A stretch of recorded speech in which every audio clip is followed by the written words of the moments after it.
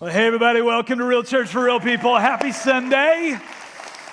So glad you joined us, all of you in the room, and then all of you joining us online. We're glad you're along for the ride. As you heard, we are in the final weekend of this series that we've called Settled, and it's the beginning of Love Week. In fact, already started over the past 24 hours. We've already started serving together, making a difference. We're going to be doing that together all week long. And of course, we do that as a church all year long. But this is 1 week out of the year when we all get an opportunity to do it together. So I'm very excited about what's going to happen during Love Week. And as we wrap up this series, Settled, that we've been talking about how to stand on solid ground, how to find a firm foundation for our lives when everything around us, the world around us, sometimes our own personal world, seems like it's always shifting, always kind of shaky and uncertain. And as we get into the final message of the series, I wonder how many of us, just by a show of hands, have ever had people problems. Anybody ever had any people problems? Any issues like with a family member, neighbor, coworker, barista, senior vice president, teller, professor? Had any people problems? How many of us have decided that some people are just problem people? They're just problem people. And then last question, how many of us have ever had an aha moment in any given relationship, interaction?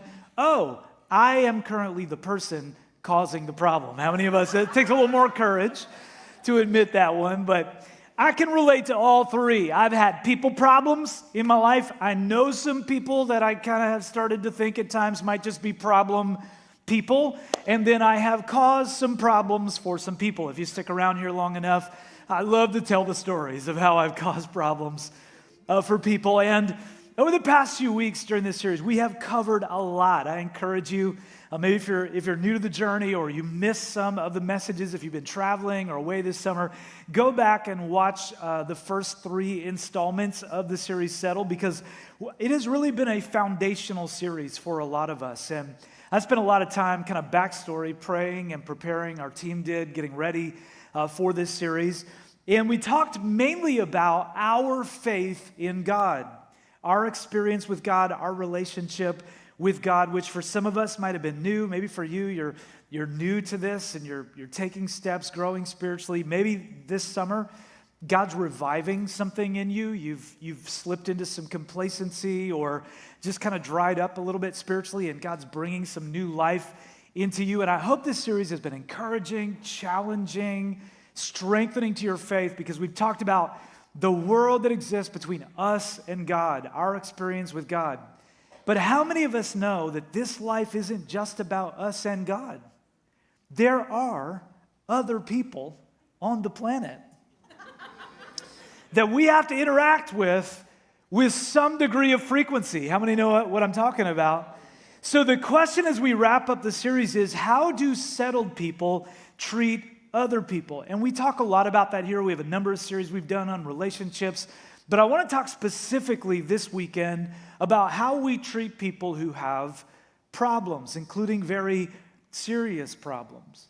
And to answer that question, I want us to look together at something that happens in the life of Jesus. John writes about this guy named John in the New Testament of the Bible. John was one of the closest followers of Jesus, and he writes this, that Jesus returned to Jerusalem for one of the Jewish holy days. Jerusalem was a very important city to the Jewish people, had a lot of religious significance. Jesus was Jewish, his first disciples were Jewish, and they returned to the city for these very important traditional days, these holy days. And inside the city, near the sheep gate, was the pool of Bethesda with 5 covered porches, one of the most famous places at the time in this area of the world, very, very beautiful place. And crowds of sick people, John writes, blind, lame, or paralyzed, lay on the porches. Our family visited Vancouver, Canada a few months ago. And I don't know how many of us have ever been. I was actually born near Vancouver. It's a beautiful city. Had the opportunity to take my family. Hadn't been back since I was a kid, so had the opportunity to go back. And beautiful city. We stayed in a very nice building in downtown Vancouver. We had rented an Airbnb. Some of you know about how much I love Airbnb. It's my world now. Whenever we travel, I got to stay at an Airbnb. And how many Airbnb fans do we have? And it's just, I'm not vouching for them, but I do love me some Airbnb. And we got this little Airbnb, in this building in downtown Vancouver, very nice. But just a couple of blocks from where we were staying, everything changed.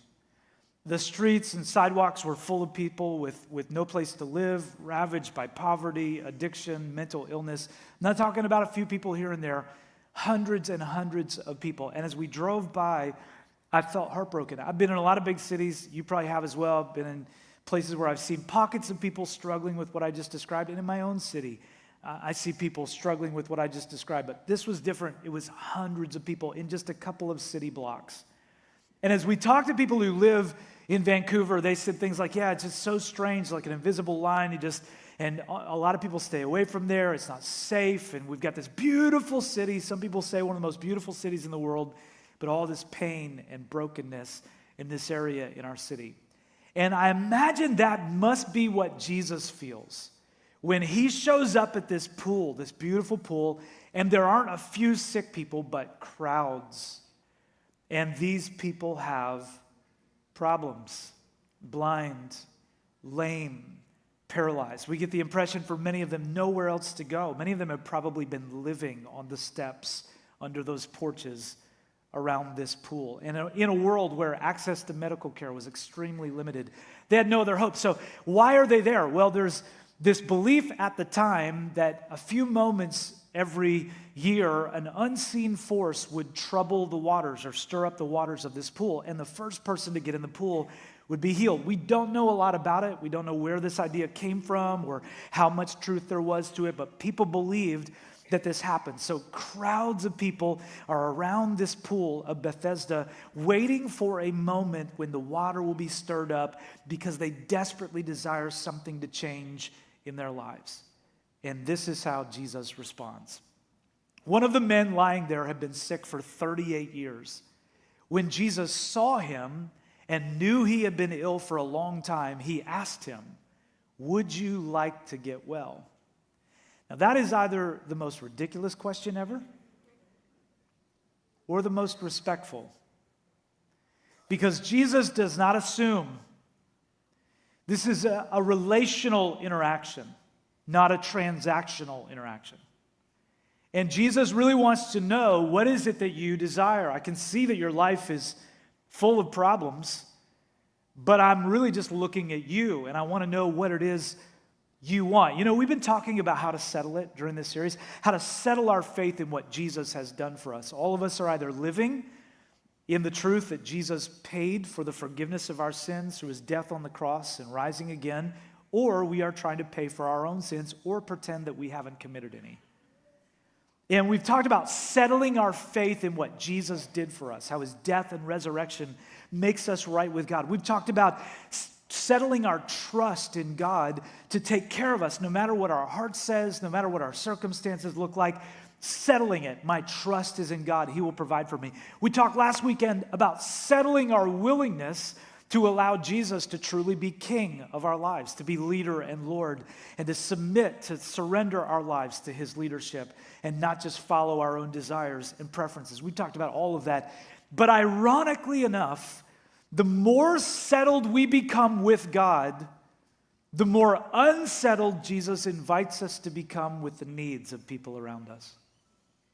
And Jesus shows us that unsettled people, people who don't have a firm foundation, they see problems first. But settled people see people first.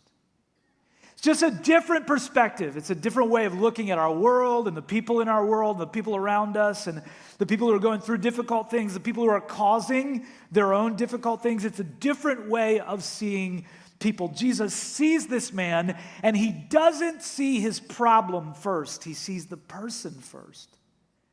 He looks at him. He learns that he's been ill for a long time. Jesus gets to know him. He asks. He doesn't assume that he just is going to bring the solution to what this man needs, but he asks, "Would you like to get well?" You know, it's so easy to see people's problems and stop there.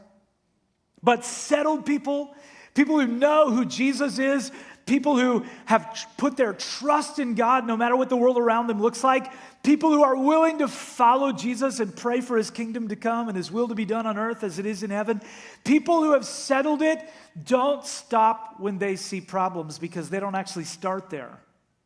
Settled people don't see problems first, they see people first. And they look at a world full of problems and they are able to see a lot of people who happen to have problems, not a lot of problems walking around in the bodies of people. It's a different way of looking at the world.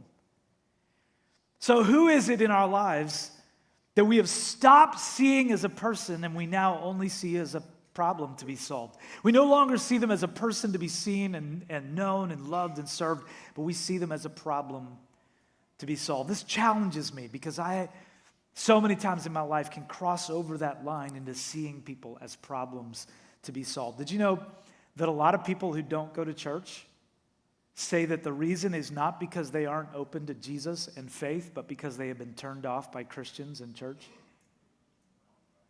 And could it be that the reason is because many people who claim to follow Jesus sometimes focus more on the problems people have than they do on the people who have problems?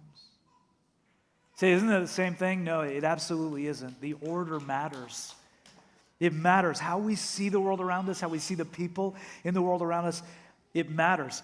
So many times we get things wrong, but I'm so grateful that many times we get things right. Followers of Jesus get this right a lot of times. Faith in God and people who embrace faith in God have been the biggest drivers of righting the significant wrongs in our world, in our modern history. There are so many things that we take for granted. We just assume, well, it's always been this way, or of course, I mean, why would we do anything else? But the reality is these are things that all originated because of people's faith in God. Modern medical care came from people who believed in God, and when they saw suffering, did not see suffering that happened to be living among people, but people who were living with suffering. Equal rights. I'm just telling you, atheists did not come up with that idea. People who saw the divine spark in another human being who'd been oppressed and enslaved came up with the idea, this is not right, because the same God who created me created this person, and they deserve freedom and justice. That came from people who believed in God. People who believe in God came up with the idea of feeding people who are hungry and do not have access to food. People who believe in God came up with the idea of providing shelter to people who do not have a home. People whose faith is a big part of their life. Research shows over and over again that people who believe in God are many times over more likely to be consistently generous financially to help people in need outside of their own family than people who do not believe in God. Why? Because when we start to take Jesus seriously, we start to see people the way Jesus sees people, as more than just problems to be ignored or posted about when it's popular, but then forgotten when everybody has moved on to the new issue of the day. When we get the heart of Jesus, we start seeing a world full of people, not just a world full of problems. And that's what empowers us to serve. And we don't need to go to Vancouver or LA or New York City or Seattle to find people with problems. We don't need to go to the Ukraine or some of the poorest parts of the world, although as a church, you may not know this, but we are going. We're all over the world through your generosity making a difference. But we don't have to go all over the world to find people with problems. They are all around us, which many times can lead to us feeling overwhelmed. How many of us have ever felt overwhelmed by the problems of the world around us? And if you didn't lift your hand, I'm going to assume you have solved a bunch of them already this week, single-handedly.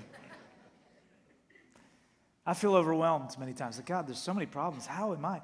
And then let me throw this out there. Not only that, but you probably can't relate to this, I also have some problems. So how is a person who has their own problems going to do anything in a world full of problems to make a difference? How does that even work? Which is why I love what Jesus does. He walks into a crowd and he chooses one person to serve. I love that. He could have played the God card.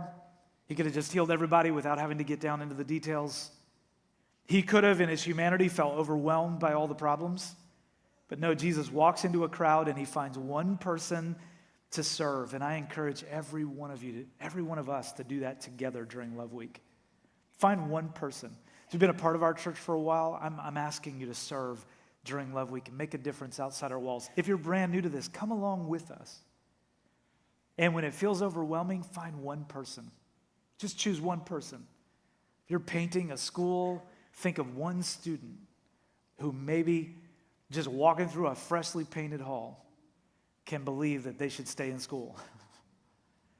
When you're serving meals, think of one hungry person. If you're right there with them, just don't get overwhelmed by a crowd full of problems. Choose one person to serve. You know, a lot of us allow the reality that we can't do everything for everyone to keep us from doing anything for anyone, but Jesus shows us that we can all do something for someone. We choose one person and serve. And that's what Jesus does. He sees this man. He gets to know him. He learns about him. He asks him, "Do you want to be well?" "But I can't, sir," the sick man said, "for I have no one to put me into the pool when the water bubbles up. Someone always gets there ahead of me." There are so many people in our world right now, and maybe you're one of them. You feel this way. I can't. Someone always gets there ahead of me. Someone more qualified always gets the opportunity. Someone who doesn't have the mental health problems I have always gets there ahead of me. Someone whose skin is a different color than mine or who speaks a different language than I speak always gets there ahead of me. Someone whose kid doesn't have a disability always gets there ahead of me. Someone who has more money or whose parents are still together or who doesn't battle addiction the way that I do always gets there ahead of me. When you're in I can't mode, your life sometimes can begin to feel like just one long list of problems. But that is not how Jesus sees you. You are not a problem person to Jesus. You are a person who happens to have problems. He sees the person first. Some of you need to hear that today. You are not the sum of your circumstances. You are loved by God. And when he looks at you, he does not just see your resume or your regrets. He does not just see your socioeconomic status. He does not just see your qualifications in this world. He sees a person he loves. And as followers of Jesus, that's what we're called to reflect, which is why during Love Week, we're going to pack meals and send them to families in need all over the world. We're going to deliver blankets right here in our region to kids who are seriously ill or going through trauma in their lives. We're going to serve meals to people in recovery centers and with a kind word and a smile, remind them that they are not alone and they are not forgotten. We're going to fill hope totes with food and distribute those to people in need in our cities. We're going to clean up community centers and schools. We're going to host a movie night for families in transitional housing and help them pay for laundry services and help them reclaim dignity at a difficult moment in their lives. We're going to serve kids, students, as they head back to school this fall and let them know that someone loves them and express generosity toward them. We're going to do it all, no strings attached. We're going to tend a garden in Wilmington that provides fresh, healthy food to people experiencing food scarcity. We're going to serve people who have problems, and we are not just going to look around and go, "Oh, look at all the problems." We're going to look around and go, "Oh, look at all the people. Let me find one and serve them well." Serve them well like Jesus. And then we're going to act, which is what Jesus does. Jesus told him, "Stand up, pick up your mat, and walk." Instantly, the man was healed. He rolled up his sleeping mat and began walking. Now, here's what I know. Some of us today may not even be sure that's possible. We don't know that we buy it. Maybe you're skeptical. You're new to all this. You're like, "I don't know, 38 years, Jesus healed him. I don't know." And I get that. And I'm going to talk more about that in just a moment. But if that's you, suspend your disbelief just for one moment. Because if this did happen, the way that John says it happened, and the way that hundreds of millions of people all over the planet believe it happened, I'm one of them. If it happens the way John says it happens, this is a true record of the life of Jesus, then it reveals something about Jesus, that he has both the desire and the power to heal us. He has healing power. He wants to transform our lives. And then he wants to not only heal us, but give us the power to walk toward what he has for us. That's what he says to this man. "Stand up, you're healed, but now I want you to take steps in life. I don't want you to be stuck any longer." But I get it. Let's talk about the healing thing, the elephant in the room, the miracles thing. Do you believe in miracles? Do you believe that God can do seemingly unexplainable things, that the power of Jesus is real? Okay, so some of us do. Some of us will say, oh, dude, seriously, I know he's real. I've experienced it. Others of us, if we were honest, would say, I don't know. I just am not convinced. And then still others of us, I think there's a third category, would say, honestly, I believe Jesus did heal that person. I believe that. I believe technically Jesus can. We just get really hesitant when someone says that Jesus has. Like recently. And I get it. We don't want to, buy into hype. We don't want to believe something that's not true. I find myself here sometimes where it's like, Jesus, I know you can. I know you did. And I know you can. But I'm just, will you? Are you still doing that kind of stuff today? So if you do believe that the power of Jesus is able to do seemingly unexplainable things, you're good. Carry on, smile and nod for the next few minutes, okay? If you don't believe that, my prayer for you is that you will catch a glimpse of a God who can do more than you can ask or think or imagine. That's my prayer for you. But for all of us in that third category, it's like I believe, got some unbelief. For all of us who would find ourselves there, I would imagine part of the reason for us is because at some point in our lives, we or someone we cared about asked God for a healing. We asked God for a miracle, maybe a really important one, and we believed God and he didn't do it. Or he didn't do it the way that we asked him to do it. So maybe we decided that it's just less disappointing to adjust our faith to line up with our experience rather than adjusting our experience to line up with our faith. And again, I get it if that's you. So far this year, I know that God has done a lot in our community of faith, but there have been 3 confirmed physical healings in the life of our church, at least 3. These are 3 that I've vetted, like I know it's true. I did the background work. And physical healings. One person was healed immediately from pain from shingles. She was in terrible pain. Members of the prayer team prayed for her. Pain went away. Instantly, I talked to her about it, her experience. She was healed. Another person had a tumor in his stomach and was prayed for by the prayer team, went back for the follow-up. The tumor was gone. Another person in our church, this did not happen here, but it's a person in our church, some family members who believed in Jesus, gathered around him after he lost his ability to speak after a medical event, had not been able to speak for several months, prayed for him, and that night his speech was restored by the grace of God.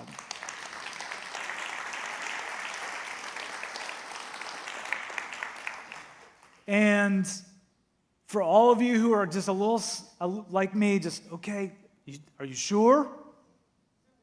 Here's the funny thing. God did not run any of that by me before he did it. I know, right? He didn't reach out. He wasn't like, Mark, in a couple of months, I was thinking about healing somebody, but I know you don't want to be that church, and I just want to make sure it doesn't mess with your theology. I'm just telling you that conversation never happened. God was not like, I need to run this by you first to make sure you're good with it. He just honored the prayers of people who believed him, and he healed. And God did the work, but he did it through the prayers of people who trusted him, who had settled it, that God was able. And so compassion and faith flowed through them because unsettled people see problems first, and they just assume the problem is bigger than anything else. But settled people see people first, and they know that God loves people. And so they lift those people who have needs up to God with passionate, faith-filled prayer.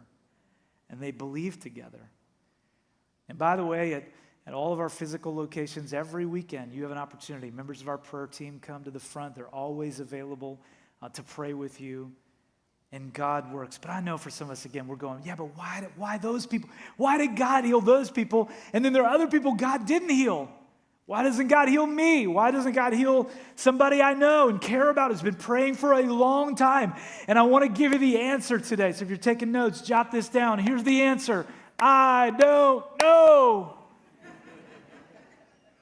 I don't know.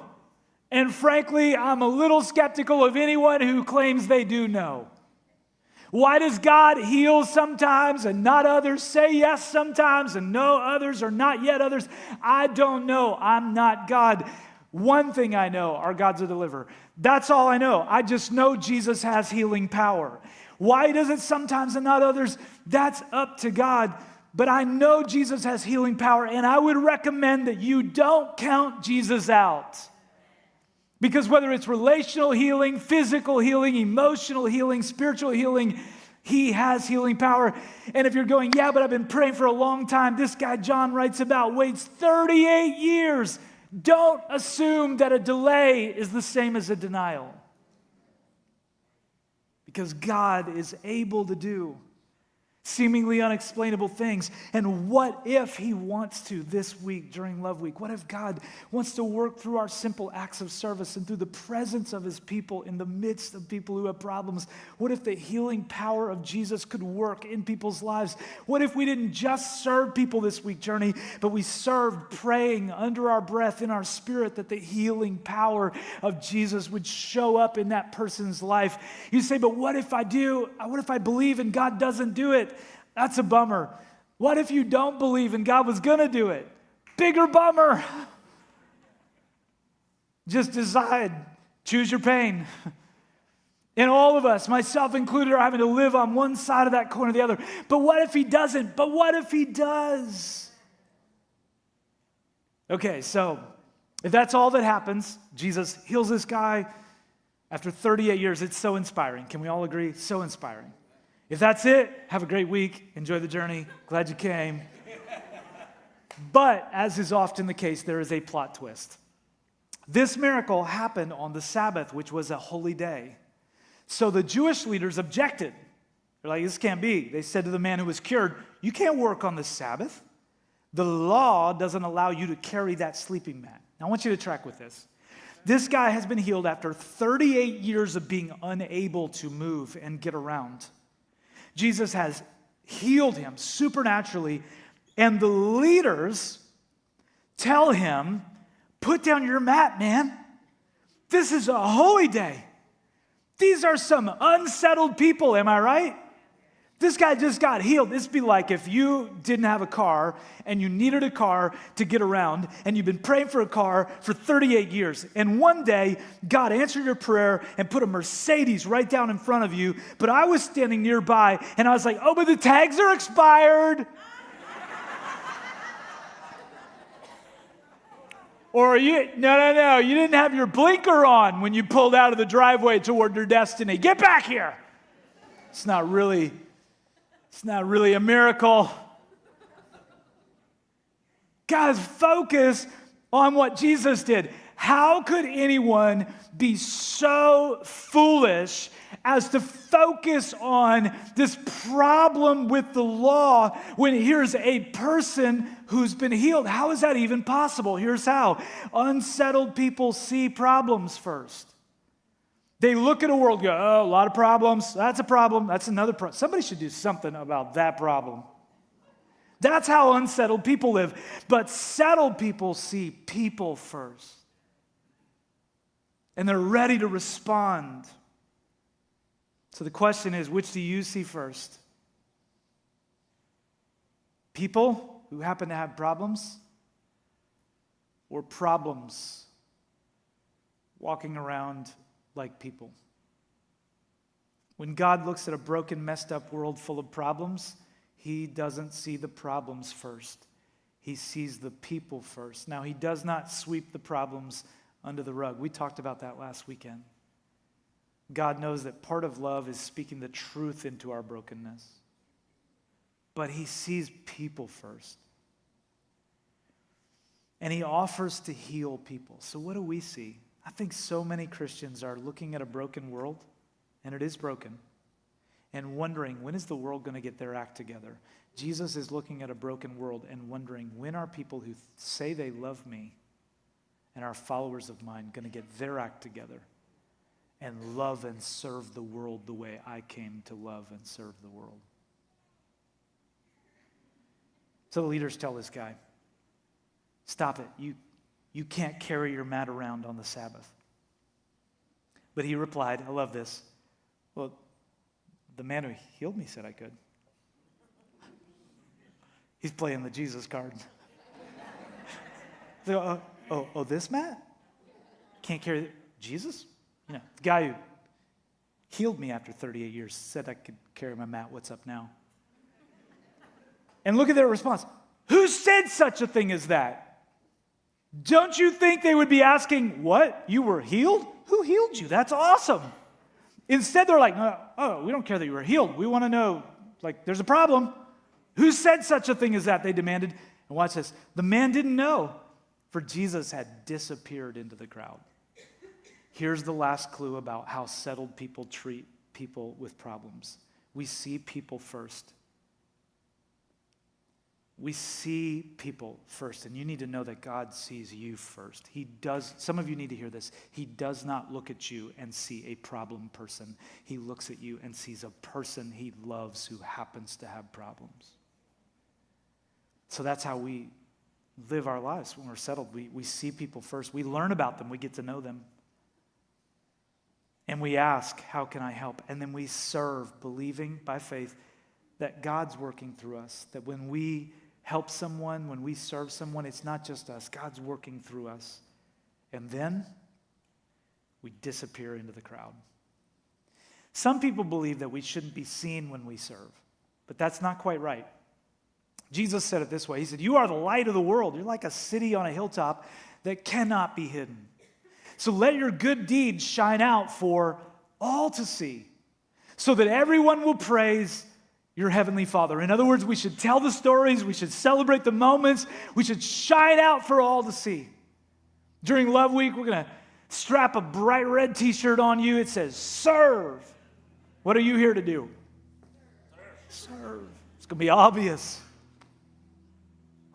Unashamedly, we're going to, an army of red t-shirts flooding out into our communities, just selflessly giving our lives away to serve. It's going to be seen. We're not going to be able to hide it. But, you know what we're going to do next? Disappear into the crowd. Because the point of our serving isn't anyone praising us. It's that everyone might see and praise our Heavenly Father, the God who sent us and is shining through us. You can be just as proud and arrogant serving in an unseen way as you can in a seen way. Seen or unseen is not what makes the difference. The willingness to disappear into the crowd makes the difference. Not, oh, I'm here to serve, but it's not about me. There's a God who sent me and is shining through me. And he's the point, which is why when the religious leaders track Jesus down a little while later and insist that he explain himself, he simply says this: my Father is always working, and so am I. Settled. I settled it. I don't just serve when it's popular. I don't just serve when it's seen. I don't just serve when it's unseen. I don't just serve when it makes me feel good. I don't just serve when I don't have any problems of my own. I don't just serve when it's convenient. I don't just serve when my calendar is not already full. I am just like my Father in heaven. He's always working. So am I. He said, it sounds exhausting. Not when you are willing to disappear into the crowd. It's only exhausting when you need the credit. It's not exhausting when you're like, I just let God flow, my simple act. Get out of the way, let him take center stage. Because it's all about him. And for Jesus, serving people wasn't an afterthought. It was an always thought. And here's why. Because settled people see people first. And their response is radical love. And Love Week is your chance to do that, to show up in the middle of people's problems and not see problem people, but see people who happen to have problems and to make a difference. I don't know what to do about Vancouver. I don't know what to do about LA or New York City or Seattle or the Ukraine, and we're doing everything we can, but tangibly this week, I can't tell you what you could do this week to change those realities. That's not really the question, is it? The question is, what are you going to do this week in Newark? What are you going to do this week in Hockessin? What are you going to do this week in Middletown? Before we ever launch a location there and invite people to come and see, what if we went and saw? People first. What are you going to do in Wilmington this week? Newcastle and Elkton? What are you going to do for one person that you wish you could do for everyone? That's really the only question. And then disappear into the crowd. Because you don't need the credit. You just live for the privilege of participating in what Jesus is doing to bring healing to a hurting world. Next week, we're going to start a new series. It's going to strengthen you, encourage you as we head toward fall, back to school, and for a lot of us, back to some of our routines. But for today, listen, I'm going to ask you just to do one thing if you haven't yet. If you're a part of this community of faith or you want to come along with us this week, I'm going to ask you just to do one thing, and that is sign up for a Love Week serving opportunity. And this week, show up and shine out for all to see. And then let's disappear into the crowd. So Jesus gets bigger, we get smaller. And if you would say, I'm in, I want to live that way. I want to see people first. I don't want to wait till all my problems are solved before I make a difference with someone else's. I wonder, would you just shoot your hand up all over the room? If you're online, you can participate in this. Hold that hand up high. Let me pray it over us. God, thank you for the opportunity this week. We have it all year long, but thank you that we're highlighting it. We have an opportunity this week to go outside the walls of our church buildings and to go where you are and to serve people in need. God, I pray it over us. Jesus, our example, would you help us this week not to see problems first, but to see people first. And then out of compassion and faith, to serve, to lessen the weight of the problems those people are facing. Let us be the hands and feet of Jesus in Journey City this week, I pray, during Love Week. In Jesus' name.